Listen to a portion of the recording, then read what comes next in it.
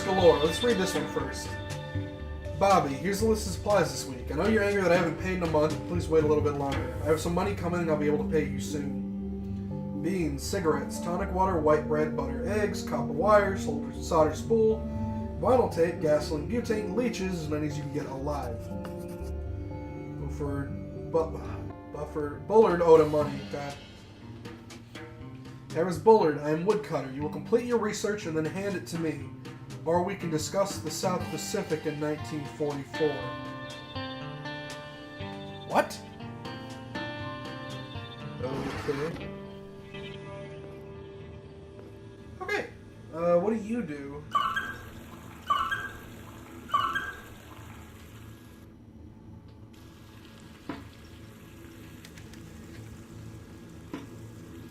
Hey. What's inside the coffee can? Looks like a blank sheet of paper. Is there something special about it?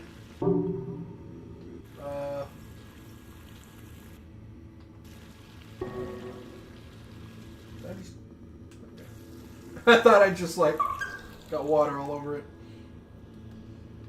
Well, if I know puzzles... Oh. Harris Bullard, I am woodcutter. You have 5 days. I am coming. Okay.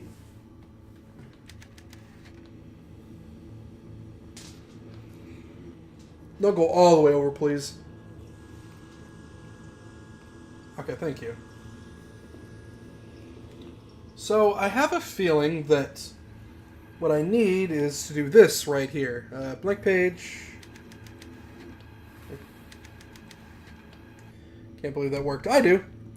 Dear Josie, thank you for the lemon juice. This is my first time writing a secret message and I hope it works. Today I brought Bullard his weekly groceries and again he refused to pay. It's been over a month. He claims that he's broke, but I don't believe him. My family has bills to pay too. And you know he'd never send a white boy away without payment. I can't stand this.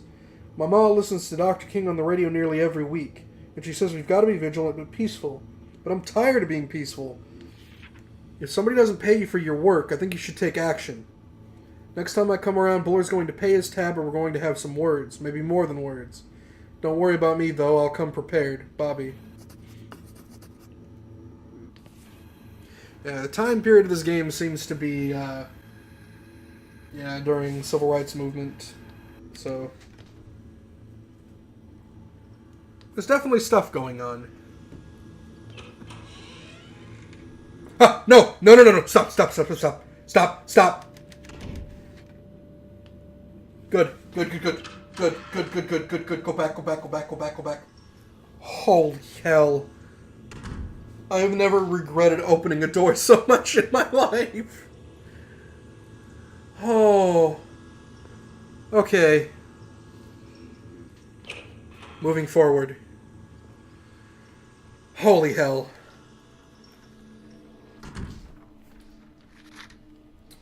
Cold winter increases risk of exposure. Kansas City, KS, with temperatures below 20 for most of the state. Jesus. Experts warn that deaths from hypothermia are on the rise. Several deaths have already been attributed to the cold this year, including 2 hikers found south of Ottawa and a man in Wichita.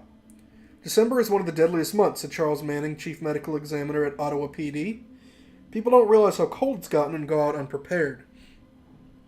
Profound hypothermia occurs when a person's core body temperature drops below 90 degrees Fahrenheit. However, scientists do not yet understand why the deep cold kills some people and spares others. According to Manning, men are at greater risk than women, and the cold is particularly dangerous for thin people. Identifying death by hypothermia can be a challenge, said Manning. If the victim is found in the snow with his clothes half off, then we know. But sometimes, bodies aren't recovered until much later, often without a mark on them. Scientists do not understand why some victims of hypothermia remove their clothing, a phenomenon called paradoxical undressing, while others do not. Last March, the body of a 30-year-old woman who had been missing for several days was found near Topeka. After failing to identify the cause of death, the coroner chalked it up to exposure to elements. The easiest way to stay safe is to not go out alone in the cold, especially at night, said Manning. If you must go out, make sure that other people know where you're headed and dress warmly. If you're in a car accident, stay in the car. Don't try to hoof it to the next town on your own. Good advice. Gross. Oh!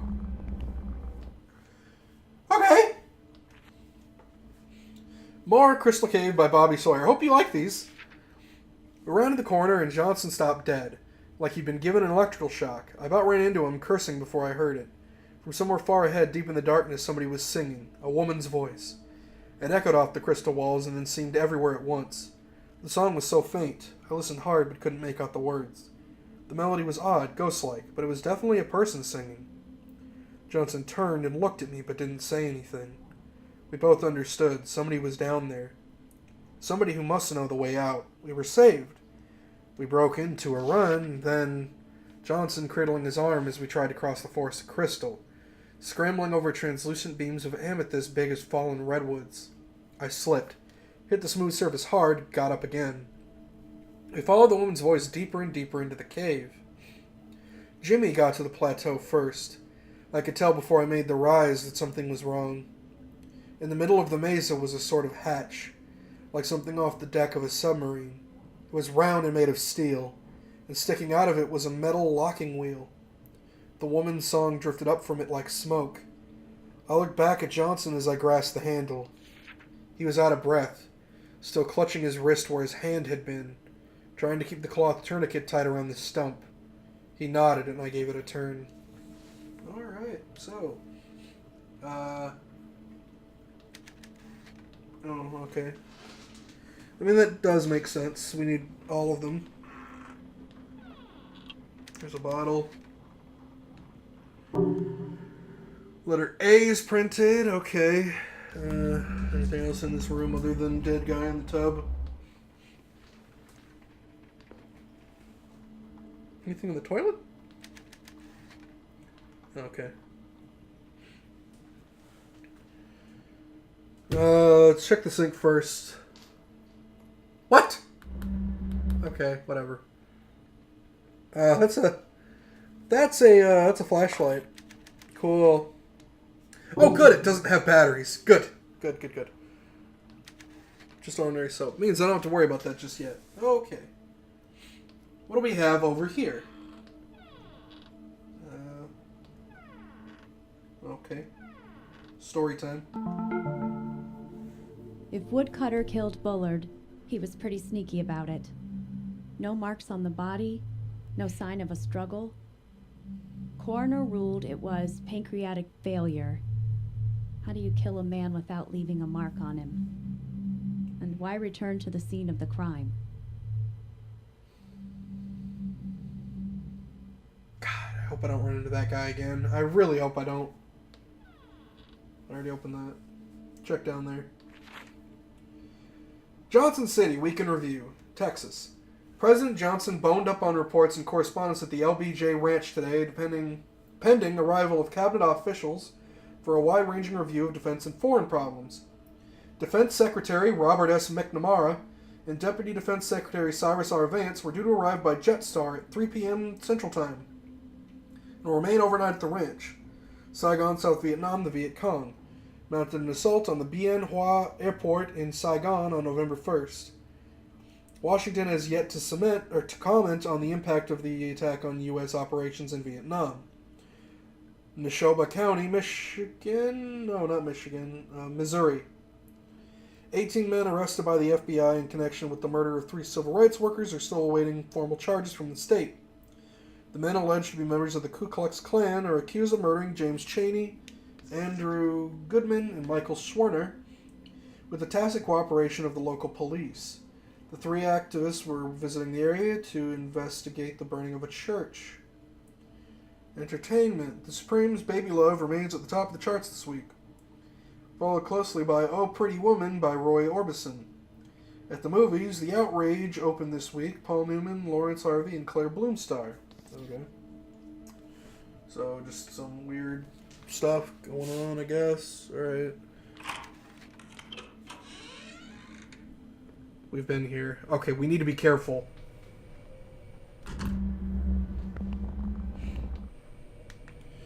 And what do we have? A flashlight with no batteries, safe code, small knob. Right, making sure we know what we got here. Because we kind of need to be on our feet at this point.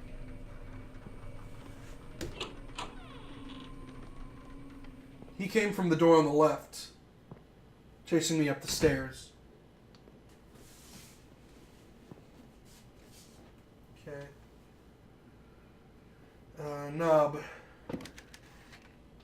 I can open it. Bottle, letter E is on it. Okay, one more bottle. Alright. I need to head upstairs.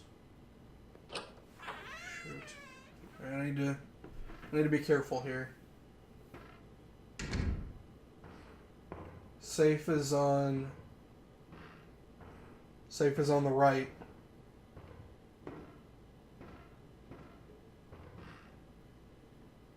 Is that it? There's the guy's in the painting. That's the guy right there.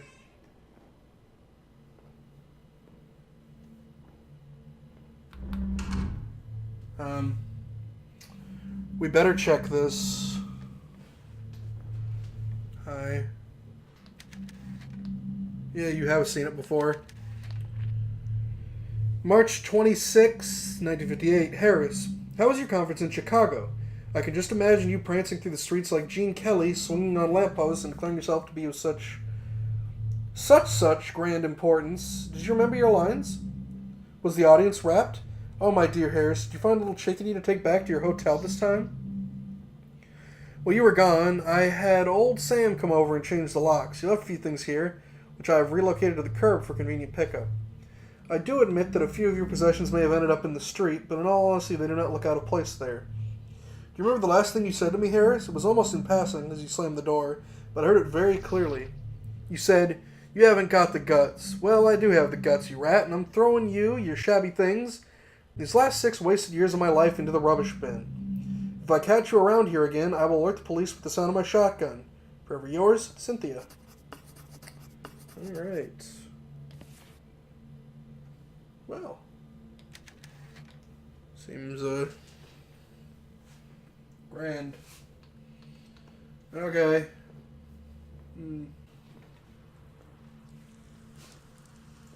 20, 50, 10. So.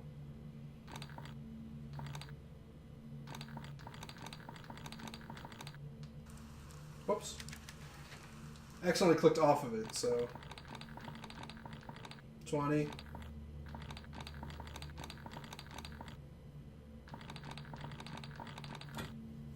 There we go. Oh, I got a hair on my nose.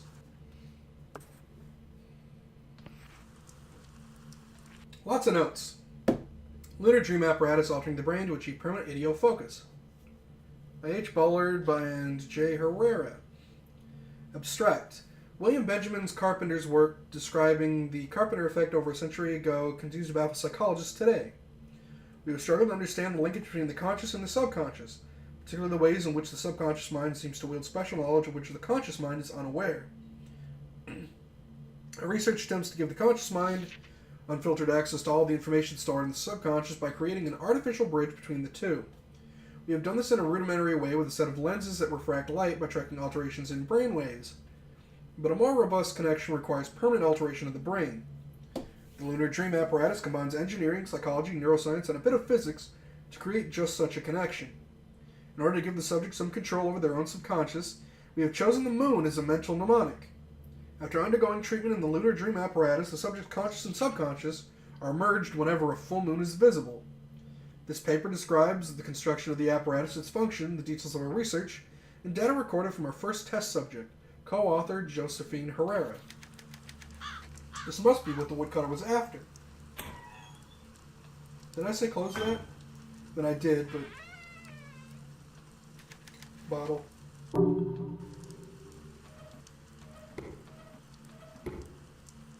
More notes. Martin Brothers Construction. Receipt for services rendered, $1,100, $255 for labor, $1,389.55 paid in full. Installed steel siding and insulation per specification. Ran electrical for fans and evaporator underfloor to connect to main line and basement. Compressor, evaporator, Freon tank, and ventilation installed and tested.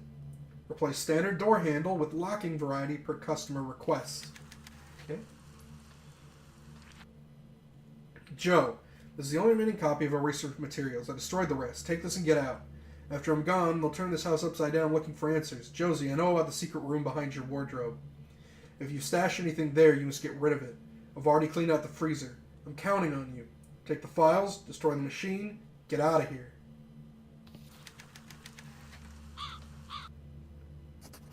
What was in the freezer? Coffee can. Who's woodcutter calibrate the device? Okay. Well, we're good for now. However, now I need to go to Josie's room.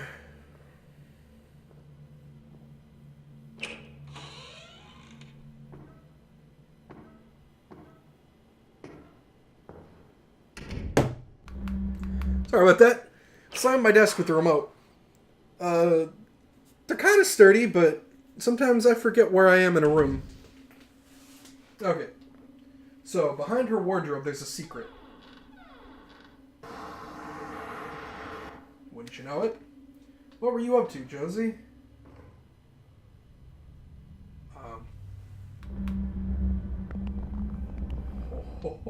What? I can't see a damn thing. Oh, you were kidding me.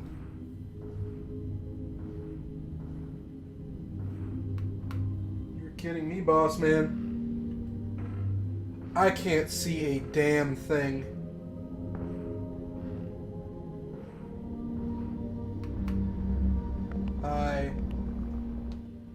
Am I crawling? Oh my god, this is creeping, dude. This is so creepy! Okay, well there's lights here, so... we're good on that front. Hello.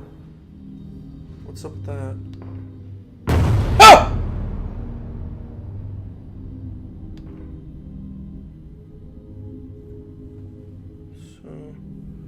So basically, she could see into his room. Alright. Fair enough. God. Freaking monkey. You're holding your ears. I thought you were looking at me, but you're not. This battery, I need 2. Okay. Dear Diary, I was thinking about Dad today. I finally got some confirmation from the insurance company, which fills in some blanks. Here's what I know so far. Dad went to war in 1940 to the Philippines. He had some minor injury and was discharged in 1944. He was the only member of his unit to survive, the rest having died in a submarine. How does he survive that? In 1946, his parents' home in Illinois burned down, and he turned up to collect the insurance payout. At least somebody did. He didn't have any other family, so it must have been him. But after that, I can't find any trace of him. Then in 1952, the name Harris Bullard turns up in the footnotes of a research paper from Oakley College. Is this Dad? If so, what was he doing in the years after the war? Maybe he went abroad. There are some inconsistencies. Dad studied physics, not neuroscience. And Dr. Harris Bullard of Oakley College seems to have a chemistry background. There couldn't have been 2 Harris Bullards at the U of C in the 1930s, could there? Scariest thing for me is that Dr. Bullard looks nothing like the one photo I have of my father. In the photo, his face looks different, and he's not so tall and skinny. Of course, he would have been younger, as the photo was taken before I was born, but maybe it's not Dad in the photo at all.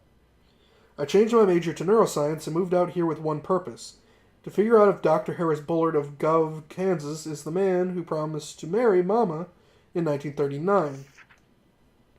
It's been 2 years, and I'm still not sure. I don't have the guts to ask him. What if I'm wrong? What will that make me? Interesting. Oh, I just realized I have to go back through all that pitch blackness. Dear Diary, got a letter from the Herreras today. They're good parents, even if they aren't my real parents. They sent the letter to me at Dr. Bullard's address, which means they know I'm living here. I wonder if they're worried. The whole town seems to have decided the only reason I'd stay here is that I'm sleeping with him. I don't care what the small-minded bumpkins around here think, but I hope that the Herreras aren't worried. Maybe soon I can tell them what I'm really up to. Also, Bobby Sawyer gave me another draft of his novel. It's really weird, but I think it's pretty good. I've been typing up his manuscripts on Dr. Bullard's typewriter. I'm fixing mistakes and making little edits as I go. When he's done, he's going to submit the typed version to Amazing Stories or Worlds of Tomorrow. I hope they publish it. I don't know if magazines will even look at work by a black author. I told him to use a pen name. Tomorrow we run the first live test of the Lunar Dream apparatus. Dr. Bullard doesn't think it's going to work the first time. I hope it does. I volunteer to be the first test subject. Maybe after the treatment I'll be able to understand what happened to Dad.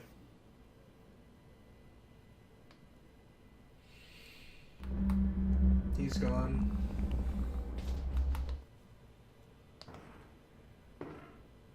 Oh, there once was a man who regretted his choices in life. His name was Ifter. His name was Ifter do. He crawled through pitch blackness because it's what they made him do.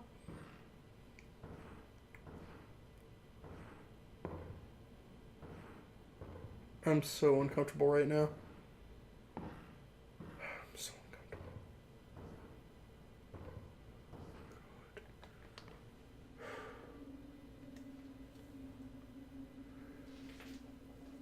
Oh, God. Okay. That made me hellaciously uncomfortable. Thanks for watching, everyone. If you liked this video, please click the like button down below. And if you want to see more of these videos, I'd really appreciate you clicking that subscribe button. I upload every Monday, Tuesday, Wednesday, Thursday, Friday, so if you want to see more videos, check then. I also have a Twitter if you'd like to follow me there, and a Twitch, and my Steam is also located down below. Share me with friends and family if you guys can. I'd really appreciate it. I hope to see you all for the next video. See you then.